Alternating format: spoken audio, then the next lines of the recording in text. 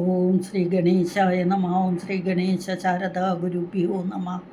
ഓം സദാശിവസമാരംഭാം ശങ്കരാചാര്യമധ്യമാം അസ്മദാചാര്യപര്യന്താം വന്ദേ ഗുരുപരമ്പരാം. ഓം ശിവം ശിവകരം ശാന്തം ശിവാത്മാനം ശിവോത്തമം ശിവമാർഗപ്രണേതാരം പ്രണതോസ്മി സദാശിവം.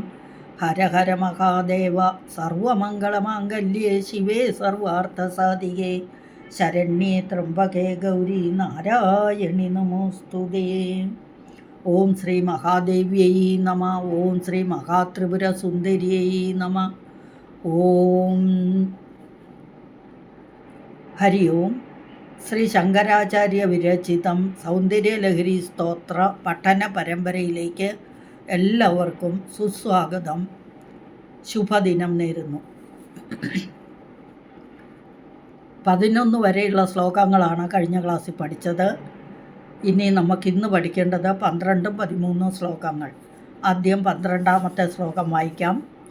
ത്വദീയം സൗന്ദര്യം തുഹിനഗിരികന്യേ തുലയിതും കവീന്ദ്രാ കൽപ്പന്തേ കഥമപി വിരിഞ്ചി പ്രഭൃതയഃ യഥാ ലോകൗത്സുക്യാദമരലലനാ യാന്തി മനസാ തപോഭിർദുഷ്പ്രാപാമപി ഗിരിശസായൂജ്യ പദവീം. ഇതാണ് 12ാമത്തെ ശ്ലോകം. ആദ്യം വാക്കുകളൊക്കെ നോക്കാം. ത്വദീയം സൗന്ദര്യം തുഹിനഗിരികന്യേ തുലയിതും കവീന്ദ്രാഹ കൽപ്പന്തേ കഥമപി വിരിഞ്ചി പ്രഭൃതയഃ യത് ആലോക ഔത്സുക്യാദമരലലന. യത് ആലോക ഔത്സുക്യാദ് അമരലലന എല്ലാം കൂടെ ചേരുമ്പം യഥാലോക ഔത്സുക്യാദമരലലന എന്നൊറ്റ വാക്ക്. യാന്തി മനസ തപോഭിഹി ദുഷ്പ്രാപാം അപി തപോഭിർദുഷ്പ്രാപാമപി ഒന്നിച്ച് ഗിരിശ സായുജ്യ പദവി. ഇതാണ് വാക്കുകൾ. അപ്പം ഇവിടെ ത്വദീയം അങ്ങയുടെ, ആരുടെ? ദേവിയുടെ. സൗന്ദര്യം ആകർഷണീയത, കാന്തി, ശോഭ ഒക്കെ. തുഹിനഗിരികന്യ. തുഹിനം മഞ്ഞാണ്. തുഹിനഗിരി എന്ന് പറയുമ്പോൾ മഞ്ഞുമല, അതായത് ഹിമാലയ പർവ്വതം. ആ ഗിരികന്യേ എന്ന് പറഞ്ഞാലോ ആ പർവ്വതത്തിൻ്റെ മകളെ. തുഹിനഗിരികന്യേ സംബോധനയാണ്. ആ ഹിമാലയ പുത്രി എന്ന് അർത്ഥം. പാർവതീ ദേവിയെ വിളിച്ചതാണ്. അല്ലയോ പാർവതീ ദേവി, അങ്ങയുടെ സൗന്ദര്യം തുലയിതും തുലനം ചെയ്യാൻ പറ്റാത്തത്. തുലനം ചെയ്യുകയാണെങ്കിൽ കവീന്ദ്രാഹ, അതായത് ദേവിയുടെ സൗന്ദര്യത്തെ വർണ്ണിക്കാൻ കവീന്ദ്രാഹ, ദേവന്മാരുടെ ഇന്ദ്രൻ ദേവേന്ദ്രൻ, കവികളുടെ ഇന്ദ്രൻ കവീന്ദ്രന്മാർ. കവീന്ദ്രാഹ എന്ന് പറഞ്ഞാൽ ശ്രേഷ്ഠന്മാരായ കവികൾക്ക് പോലും കൽപ്പിക്കാൻ പോലും സാധിക്കില്ല. കഥമപി വിരിഞ്ചി പ്രഭൃതയ. വിരിഞ്ചി എന്ന് പറയുന്നത് ബ്രഹ്മാവിൻ്റെ പര്യായ. വിവിധ വിരചിതം ഇതി വിവിധ വിരചയതി ഇതി വിരിഞ്ചഃ.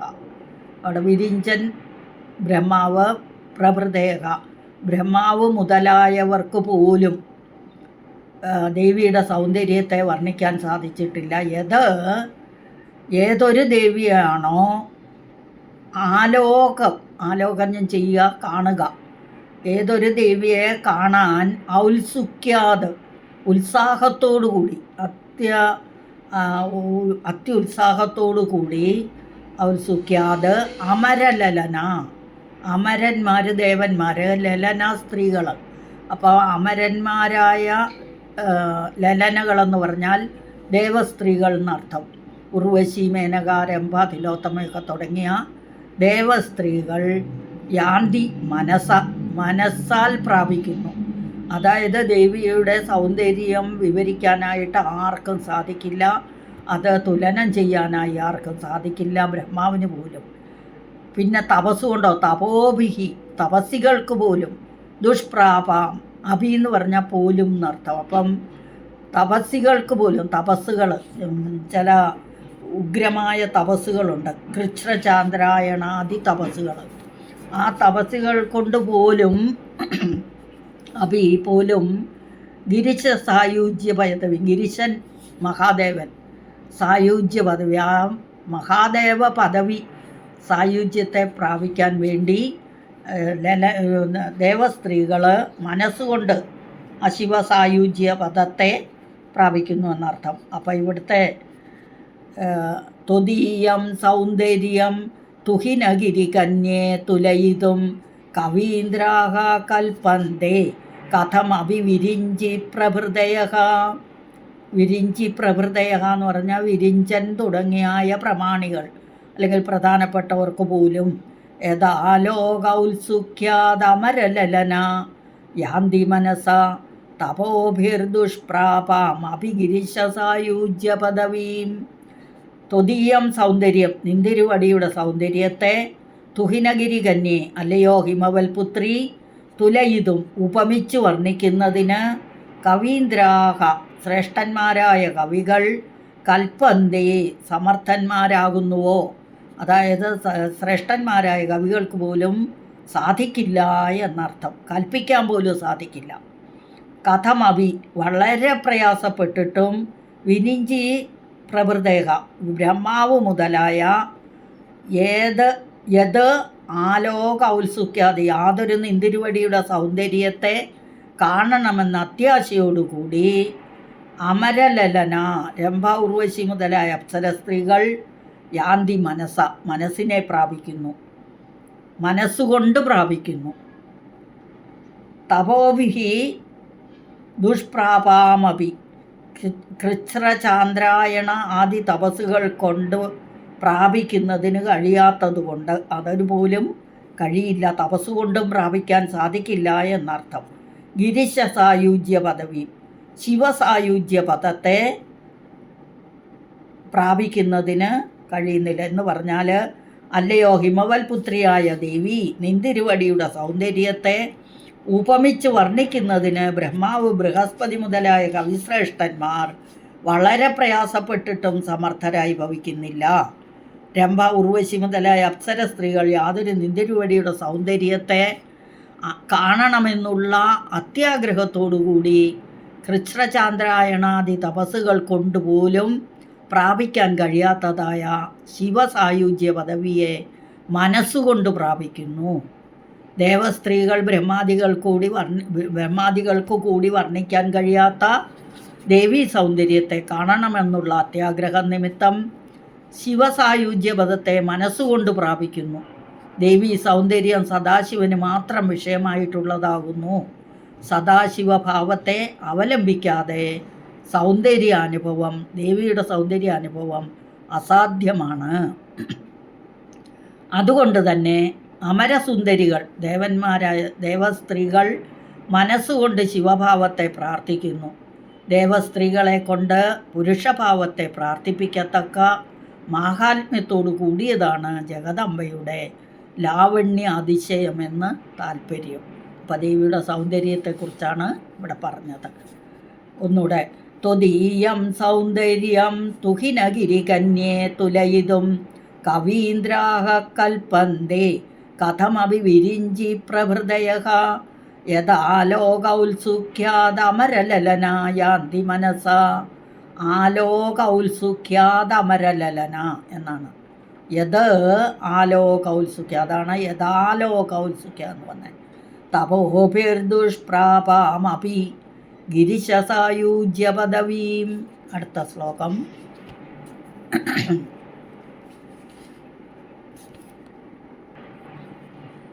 നരം വർഷീയാംസം നയനവിരസം നർമ്മസുജടം തവാപാങ്കാലോകേ പതിതമനുധാവന്തി ശതശഃ ഗലദ്വേണീബന്ധാഃ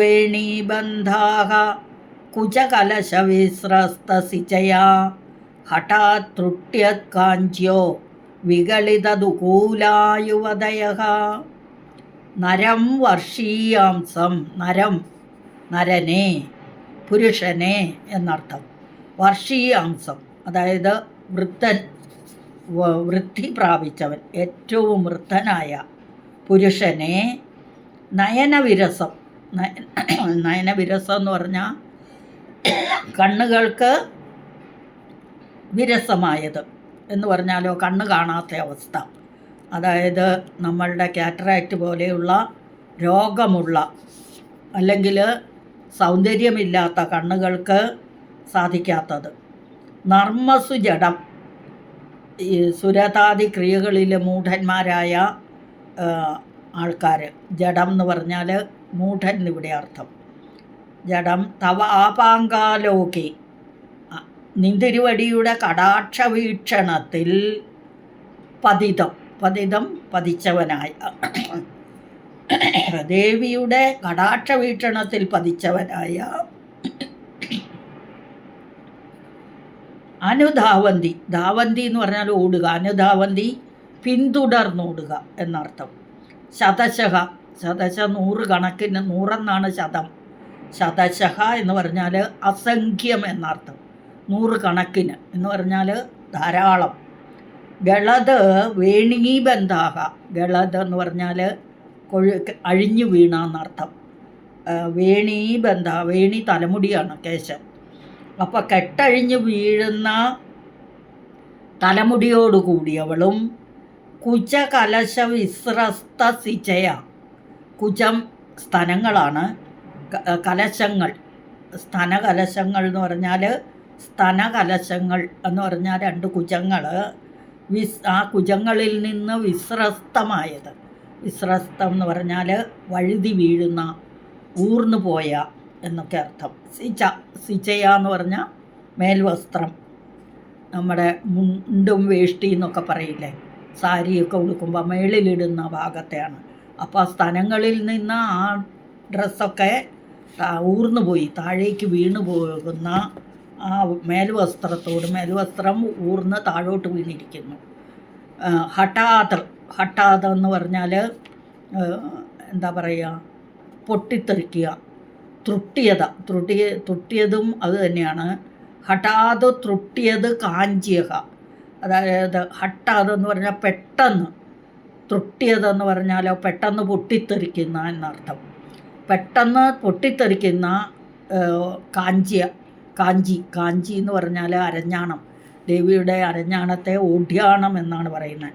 അപ്പോൾ ആ ഓഢ്യാണത്തോടു കൂടിയവളും വികളിത ദുകൂലാഹ, ദുകൂലം വട്ടവസ്ത്രമാണ്, വികളിതം എന്ന് പറഞ്ഞാൽ അഴിഞ്ഞു വീഴുന്ന വട്ടുവസ്ത്രങ്ങളോട് കൂടിയവളും യുവതഹ, യുവതയഹ, യുവതയ ബഹുവചന സ്ത്രീകൾ എന്നർത്ഥം. അപ്പോൾ യൗവനയുക്തകളായ സ്ത്രീകൾ എന്നവിടെ അർത്ഥം എടുക്കണം. അപ്പം എന്താ അർത്ഥം?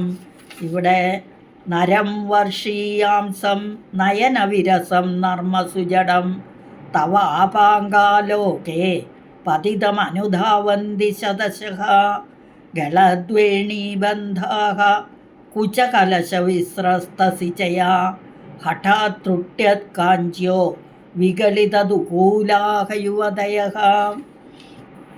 അല്ലയോ മഹാദേവി, ജരാനരകൾ പ്രാപിച്ച് വൃദ്ധനായി, നേത്രങ്ങളിൽ പടലാതി രോഗങ്ങളുള്ളവനായി, രതിക്രീഡാദികളിൽ അറിവില്ലാത്തവനായിരുന്നാലും നിന്തിരുവടിയുടെ കടാക്ഷവീക്ഷണത്തിൽ പതിച്ചവനായ പുരുഷനെ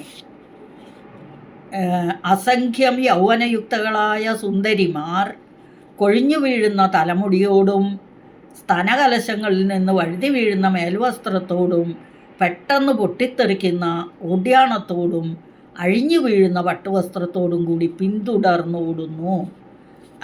വയസ്സന്മാരുടെ പുറകെ പോലും യുക്തകളായ സ്ത്രീകൾ ദേവിയുടെ കടാക്ഷം ആ പുരുഷനിൽ ഉണ്ടെങ്കിൽ, ഒരു പുരുഷനെ ദേവി കടാക്ഷിച്ചിട്ടുണ്ടെങ്കിൽ അവരുടെ പുറകെ സ്ത്രീകൾ ഓടുന്നു എന്ന് പറഞ്ഞാലോ ദേവിയുടെ കടാക്ഷം അത്രയും ഇതാണ് ദേവിയുടെ സൗന്ദര്യം.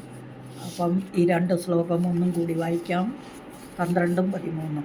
ത്വദീയം സൗന്ദര്യം തുഹിനഗിരികന്യേ തുലയിതും കവീന്ദ്രാഹ കൽപ്പന്തേ കഥമപി വിരിഞ്ചി പ്രഭൃതയഃ യഥാ ലോകൗത്സുക്യാദമരലലനായാന്തി മനസാ തപോഭിർദുഷ്പ്രാപാമപി ഗിരിശസായൂജ്യ പദവീം നരം വർഷീയാംസം നയനവിരസം നർമ്മസുജടം തവ ആപാങ്കാലോകേ പതിതമനുധാവന്തി ശതശഃ ഗളദ്വേണീബന്ധാഹ ഗളത് വേണീബന്ധാഹ രണ്ട് വാക്കുകൾ ഒന്നിച്ച് പറയുമ്പോൾ ഗളദ്വേണി ബന്ധാഹ കുചകലശവിസ്രസ്തസിചയാ ഹഠാത് തൃട്യാത് കാഞ്ചോ ഹഠാത്ത് തൃട്യത് പെട്ടെന്ന് പൊട്ടിപ്പോയെന്നർത്ഥം. കാഞ്ചിയോ വിഗളിതം. ആ കാഞ്ചിഹി എന്നുള്ളിടത്ത് വിസർഗമുണ്ട്. ആ വിസർഗം കഴിഞ്ഞ് വാ വന്നതുകൊണ്ട്, അതായത് മൃദുവായ അക്ഷരം വന്നുകൊണ്ട് കാഞ്ചിയോ ഓയായി മാറുന്ന വിസർഗം. അപ്പം കാഞ്ചിയോ എന്നായി. വിഗളിതതു കൂലായുവതയ.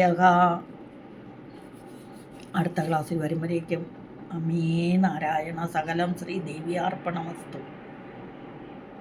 അപരാധസഹസ്രാണി ക്രിയന്തേ ഹർനിശം മയാ ദാസോയമിതി മാം മത്വാ ക്ഷമസ്വ പരമേശ്വരി. ആവാഹനം ന ജാനാമി വിസർജനം പൂജാം ചൈവ ന ജാനാമി ക്ഷമ്യതാം പരമേശ്വരി.